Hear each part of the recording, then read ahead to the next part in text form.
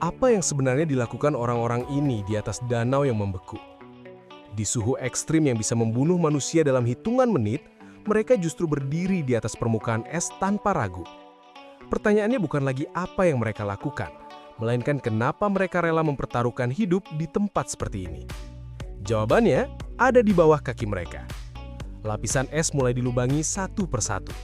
Bukan untuk memancing biasa, melainkan untuk menurunkan jaring raksasa ke dasar danau.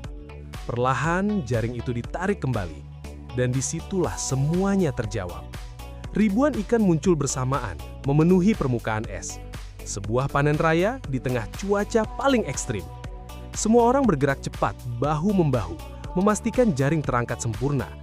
Inilah teknik ice fishing menggunakan jaring, metode yang umum digunakan di negara bersalju seperti Tiongkok, termasuk di Danau Chagan. Bukan aksi nekat, bukan pula kebetulan. Ini adalah tradisi, teknik, dan perhitungan yang matang.